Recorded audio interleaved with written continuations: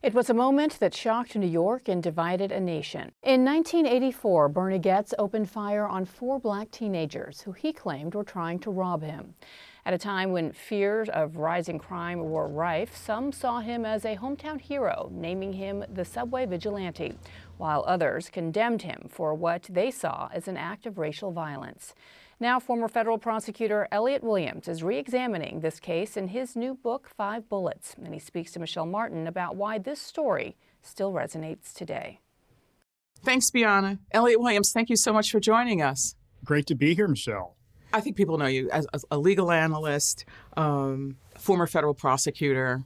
But in this book, you're revisiting, I don't know, one of the most explosive, divisive cases in New York from the mid-'80s.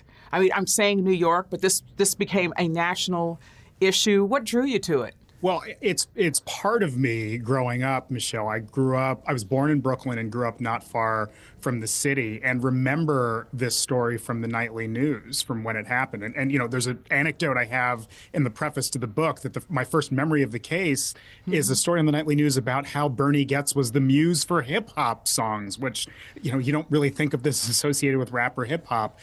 And for years, I've just wondered, what was all this about and why has this story stayed with us? Why has Billy Joel included the name Bernie Goetz in his songs? And I realized it's not just pop culture. There are aspects of this case that really resonate with us today. So remind people of what happened. Okay, so what's not disputed is that Bernard Goetz on a downtown Manhattan number 2 subway train shoots 4 unarmed black teenagers who he claimed were trying to mug him. He ran to New Hampshire, was on the run for 9 days, and then ultimately turned himself in. When he came back, he was heralded as somewhat of a hero by a big segment of the population. And it really was an immensely polarizing case about self-defense in New York in one of its roughest times in history, with crime rates that were through the roof.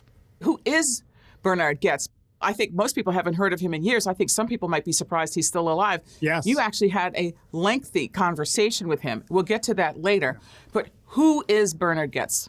And who was he then? And what did he represent to people? He was this quirky, odd loner, in effect, a man that lived in New York City. He was 37 at the time of the shooting, and just an odd individual. His neighbors would say that he was immensely friendly one day and then odd and dismissive another day, quirky, hyperkinetic, clenched fists walking through his building.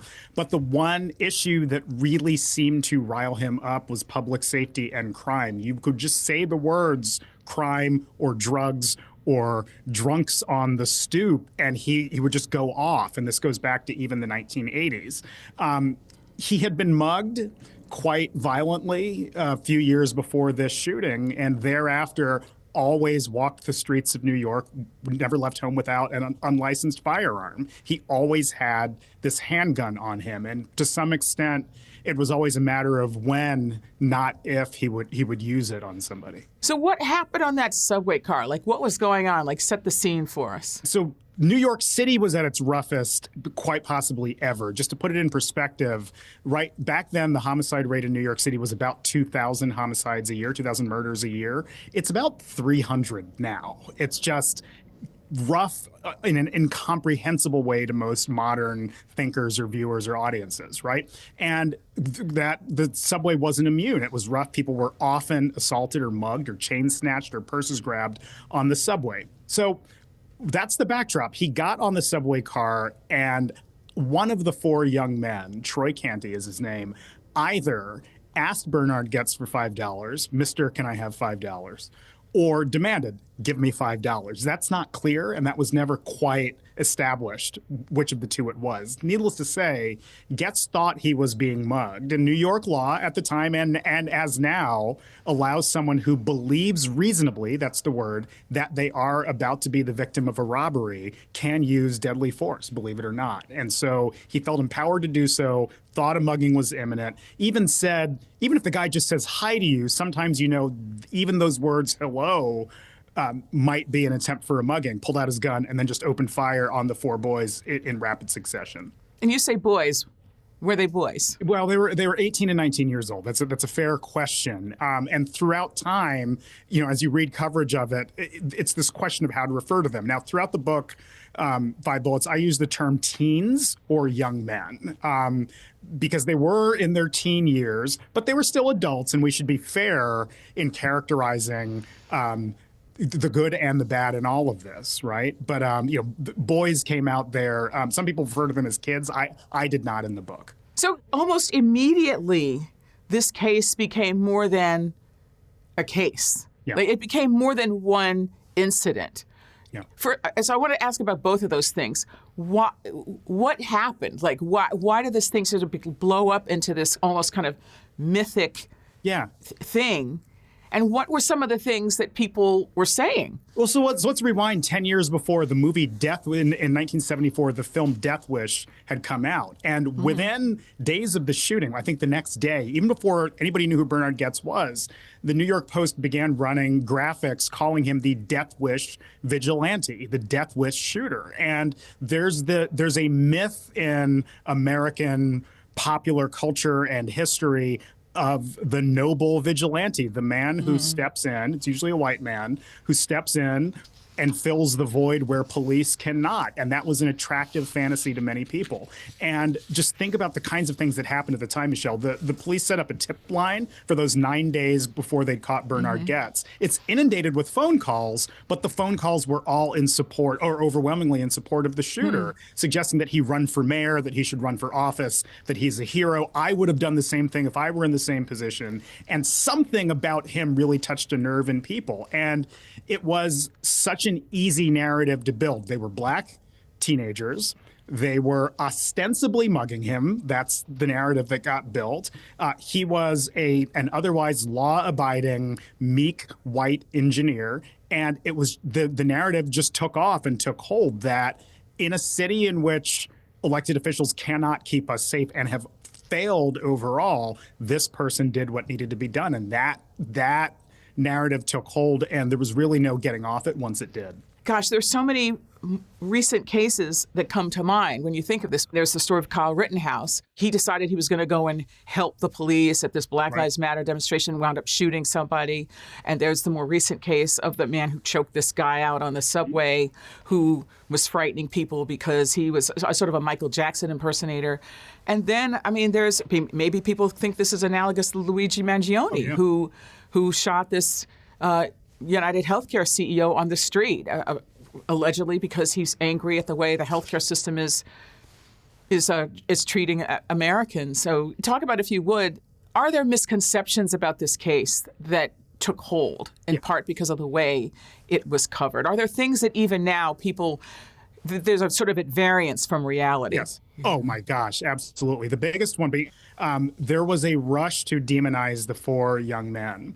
Case in point, within days of the shooting, this notion that they were armed took off, and newspapers ran with this notion that they were all carrying sharpened screwdrivers that they brandished as weapons in an attempt to mug Bernhard Goetz. That simply was not true. Now, these young men all had copious and sometimes quite awful criminal records, but they were not carrying weapons at the time that they accosted Bernhard Goetz now, or if they encountered Bernhard Goetz. Now, they did have screwdrivers on them, but that's because they were going downtown to break open video game machines to steal the quarters, right? Now, still a crime, but not armed in an attempt to attack Bernhard Goetz. And even today, when people come at me on social media about the book and, oh, this guy was a hero, people still say, and even, in my DMs, these were 4 guys who were carrying shivs and weapons to attack Bernhard Goetz. And so a lot of things like that took off and were just, as I said a moment ago, were just easy narratives for people to latch onto. Of course, these 4 young black guys from the Bronx were armed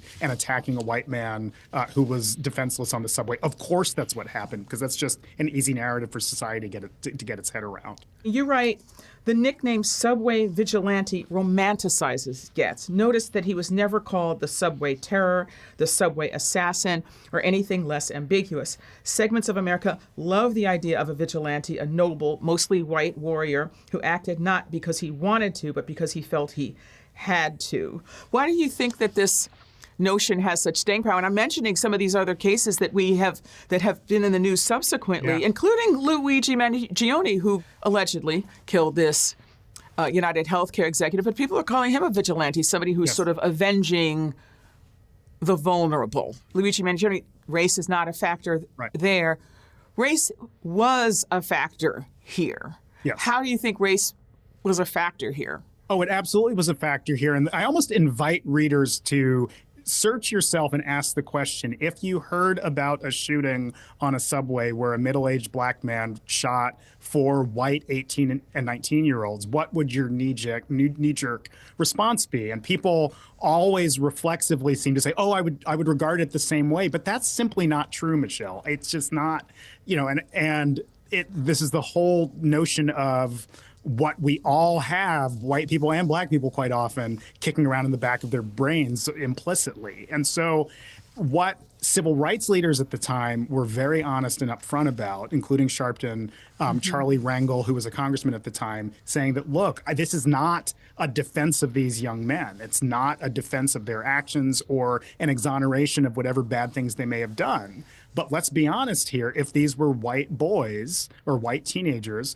and a black adult, the world would see this differently. It's still a crime. It would probably still be prosecuted, but the way everything from the media to the way the jury regarded the case would have been entirely different. And you point out that Getz was a bigot. Yes. Maybe is. I don't know. Is a bigot. I mean, it came out at trial that he made racist remarks. But then that really turns on this question of, did he have a right to be afraid? And if so, on what basis? So I would say there's no question that he had, is being a bigot a binary? Either you are or you aren't. Well, there's no question, and that's a tough one for everyone to answer. There's no question, though, that, as you said, he used those ethnic slurs specifically and unambiguously when talking at a co-op meeting about getting the black people and Hispanic people out of the neighborhood, right? And he used vicious words. You can figure out and speculate, folks, as to what they are. Even when I interviewed him, talking to him, I was stunned by the language he was willing to use on the phone with me. Now, he wasn't using. Did he know you're black? I don't know. I mean, I'd sent him my bio, and he's read the book at this point, which I acknowledge that I'm a black person. There's a photograph of me in the book. So I don't know if he did. That's an excellent question. But he was very free with his remarks, is what you're telling me. His remarks about the things the blacks were doing, and this is what the blacks do, and he kept saying that. So there's no question that knocking around in his mind, and part of his fear, was of black people. Okay, so fast forward. What actually happened? He ends up getting acquitted of violent crime charges. And then only convicted of the gun possession charge. Remember, I said a few times he was carrying an unlicensed firearm, acknowledged that it was unlicensed. Everybody knows that he was carrying it because he shot 4 people with it. So ultimately, he ends up getting acquitted. And served 8 months, was sued in civil court by, I think at first all 4, but then the most seriously injured of the 4. And one fact I left out, so the 3 end up, as far as gunshot wounds go, not ultimately that seriously injured. They all ended up okay. One of them, who is believed to have stood over and shot twice, saying, "You don't look so bad, here's another," before shooting him the second time. He ended up paralyzed from the mid-chest down and brain damaged with the mental capacity of roughly a 9-year-old. Well, he ends up suing Getz for $50 million, wins, I believe, a $43 million settlement, which Bernhard Goetz still 30 years later has not paid and likely never will. It's interesting. We talked about the 4 young men. You weren't able to interview them, in part because 2 of them are deceased, right? So what happened to them? I tried to recreate their stories as best I could without interviews with them. I got as far as speaking to 2 of the sisters of one of the young men. They all declined, or I just couldn't get a hold of them. Now, one ends up dying in prison in 2018. One, sort of the most tragic of the stories, ends up dying in an apparent suicide on the anniversary of the shooting, the 27th anniversary of the shooting, right? One ends up brain damaged and it is sort of away from the city. And then one seems to have somewhat moved on with his life. I would have loved to have asked him sort of about his current existence, but he moved out of the city, apparently does not like coming back, and works as an auto mechanic and doing other things. But one of the things you point out, though, is that this wasn't just one case. This case is like other cases where it's not just about the facts themselves. You use this term yourself. It was a Rorschach test Yeah. about what safety means. Who has the right to feel safe? What right do you have to do something about your lack of sense of safety, etc. Right. So what are you left with after having spent so much time thinking about this? And also, it has to be said, with your own sort of history as a former prosecutor. Yeah, I think things are just more complicated than we allow them to be, or than that we are willing to accept. I think Bernhard Goetz is a far more complicated figure than the world saw. Everybody saw this avenging hero. And I saw, from interviewing him and now being email buddies with him in some bizarre way, an odd, angry, complex man, right? I think these were young men with family histories and so on, but became the face of Black urban terror at the time. It can both be the case, Michelle, that New York City was historically and mythically rough at the time, and that the subway was a frightening place, and that the four individuals whom get shot with criminal records themselves did not do anything to deserve lethal force being used against them. It's just more complicated than either noble vigilante or vicious victims. And maybe it's somewhere in between the two. But I just think it's very easy for the world to get reductive about virtually every story or case that we grew up with. And you point out that New York has changed, that the country has changed in some respects. I mean, there's been an African-American president. The crime rate has fallen to historic lows. I mean, obviously, we're in a sort of a different political moment. I wonder, and I don't know if you asked sort of Bernhard Goetz this question, has he changed? Oh, he has not changed. And if anything, we all have elderly relatives that calcify in their views over time, I think. And I think he's gotten even more indignant about the shooting. I asked him when I interviewed him, do you feel you committed an act of public service? Because it sounds from all the interviews I've read of you that you feel you did something good. And he says those guys needed shooting. That's not why I shot them, but they needed shooting. He almost seems an advocate for eugenics and believing that some people are just so irredeemable that they're just not, they ought not be welcome as parts of society. An American tragedy, really. It's all tragic. It's almost Shakespearean. And for lack of a better way to put it, all of these were horribly tragic figures. Certainly the five men and the city generally, but it's all just deeply tragic, profoundly tragic. Michelle. Elliott Williams, thank you so much. Thank you.